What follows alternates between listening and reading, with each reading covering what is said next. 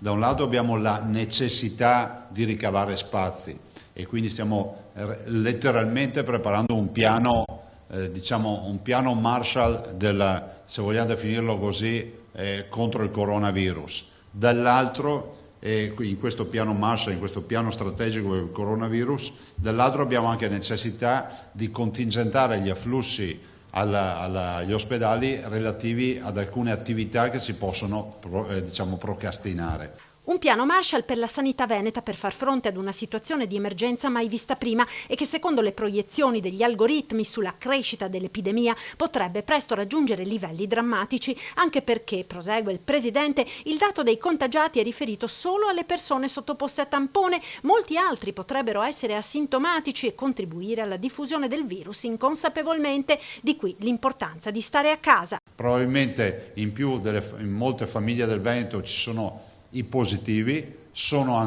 asintomatici. Io auguro a tutti di restare asintomatici e di non saperlo mai che lo sono positivi e asintomatici, ma è bene che il contagio non si diffonda. Se ci diffondete il contagio alla velocità che abbiamo in proiezione nelle previsioni, svuotiamo gli ospedali, ma li svuotiamo dei pazienti che dovremmo curare per riempirli di pazienti coronavirus. E oltre un certo limite, cari veneti, care venete, non c'è più il punto di non ritorno, perché oltre il punto di non ritorno significa che non ci saranno più posti per curare i malati.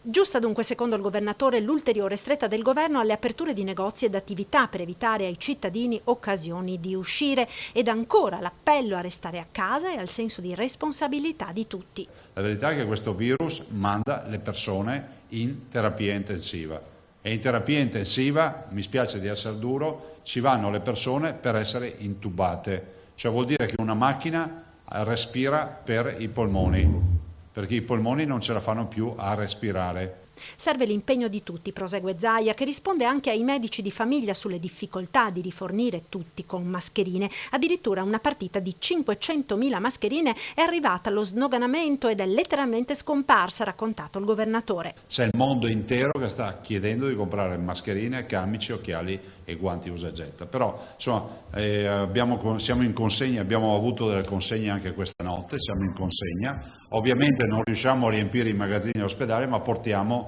di volta in volta. Infine, l'appello ai donatori di sangue, perché la paura di questi giorni ha fatto calare in modo preoccupante le donazioni. Un appello lo faccio ai donatori di sangue e veramente di cuore vi chiedo di metterlo in evidenza. Non abbiano timori, i reparti sono in sicurezza e quindi vi chiedo veramente di fare un appello ai donatori perché si presentino per le donazioni, perché altrimenti andiamo in difficoltà.